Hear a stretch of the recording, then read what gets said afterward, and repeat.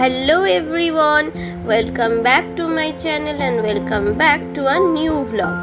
আজকে আমি তোমাদের আমার ব্লগের মাধ্যমে ঘুরিয়ে দেখাবো এবারের 2025-এর বই মেলাটা।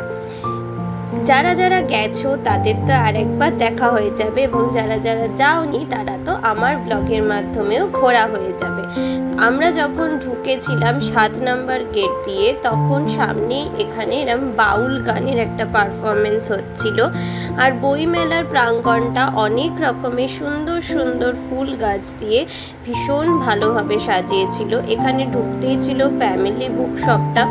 এটা একটা খুব ভালো, বিভিন্ন ধরনের ছোট থেকে বড়দের বইয়ের বই পাওয়া যাচ্ছিল। আর এই যে মানসী পাবলিশিং হাউসটা দেখছো, এখান থেকে আমি অনেক বই কিনেছি, কারণ এখানে বিভিন্ন ধরনের, বলতে পারো সব ধরনের বই ছিল, যেমন থ্রিলার, তারপর ডিটেকটিভ, তারপর যাই বলো না কেন, রোম্যান্স, ছোটদের বই, সব ধরনের বই এখানে ছিল। এছাড়া ড্রয়িং বুকস, টিনটিন সমগ্র, অনেক অনেক বই ছিল। তো আমি যতটা সম্ভব পেরেছি তোমাদের দেখানোর চেষ্টা করেছি যে কি রকমের বই এখানে ছিল, তো তোমরা দেখে নাও।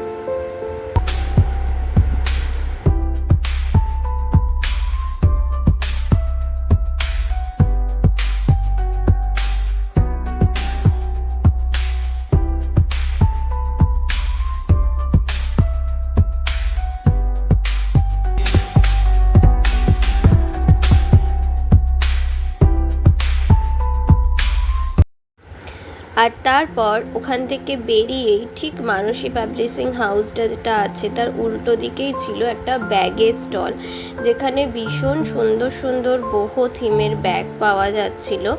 এখানে ছিল সুলেখা, রামকৃষ্ণ মিশনের একটা স্টল।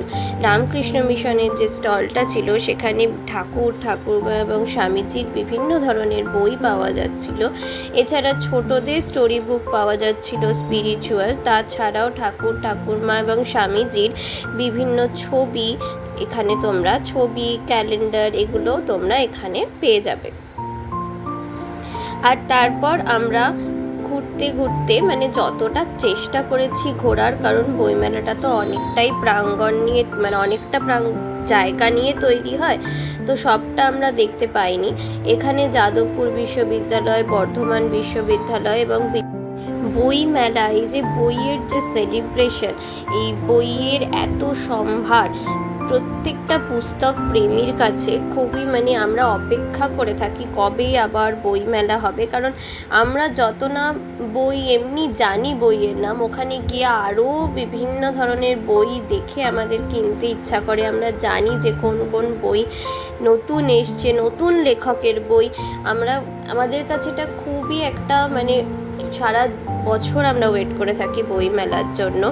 এছাড়াও যারা বই পড়তে ভালো, মানে অতটা বই পড়ে না, তারাও ওখানে গিয়ে এত বই দেখে কিছু না কিছু বই তাদের নিশ্চয়ই পছন্দই হয়ে যায়, আমি শিওর।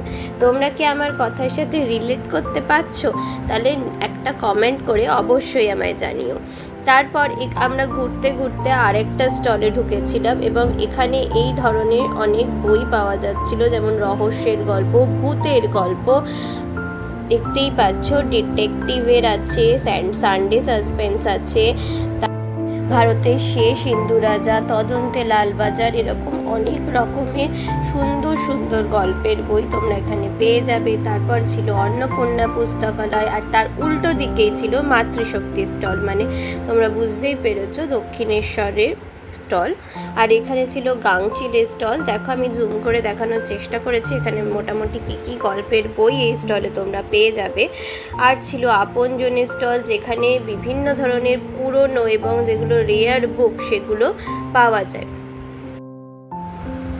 তো তারপর ঘুরতে ঘুরতে আমরা এখানে এসে দেখি যে বিশ্বনাথ এসছে এবং এই যে মঞ্চটা করেছে সেখানে বিভিন্ন ধরনের ফাংশন হচ্ছিল, নাচ গান হচ্ছিল এবং তারপর বিশ্বনাথের একটা ছোট্ট ইন্টারভিউ হলো, যেখানে বিশ্বনাথ তার ছেলেবেলার বিভিন্ন স্মৃতি আমাদের সবার সাথে শেয়ার করলো। আর এই যে একটা দেখছো পিসি চন্দ্রের স্টল করেছে, এই স্টলটা আমার খুব ভালো লেগেছে, কারণ দেখো কি সুন্দরভাবে কলকাতার থিমে সাজিয়েছে। আর এখানে ছিল মির্চি স্টল, সেদিনকে পরমব্রত, সৃজিত মুখার্জি সবাই এসেছিল, কিন্তু এত ভিড় হয়েছিল কি আমি সেই জায়গায় কোনো ভিডিও ক্লিপিং নিতে পারিনি। আর এইদিকে দেখলে একটা দইয়েরও স্টল করেছিল। আর 1 নাম্বার এবং 9 নাম্বার গেটেই শুধুমাত্র খাবারের স্টলগুলো ছিল। আমরা 1 নাম্বারে গেছিলাম, কিন্তু 9 নাম্বারে যেতে পারিনি। এখানে বিভিন্ন ধরো USA, জার্মান, ব্রিটিশ কাউন্সিল এগুলোর সমস্ত স্টল করেছিল। আর এই যে গ্রাউন্ডটা দেখছো, এটা হচ্ছে 1 নাম্বার গেটের কাছে, যেখানে ডো অ্যাজ ইউ লাইক, মিয়ামোর আর বিভিন্ন ধরনের রয়্যাল ইন্ডিয়ান যে বিরিয়ানি হাউস আছে সেই সব জায়গা থেকে তোমার স্টল দিয়েছিল। কিন্তু ওখানে প্রচণ্ড ভিড় থাকায় আমরা একটা মোমোর দোকানে এসে সবাই মিলে ডিনারটা সেরে বাড়ি চলে গেছিলাম।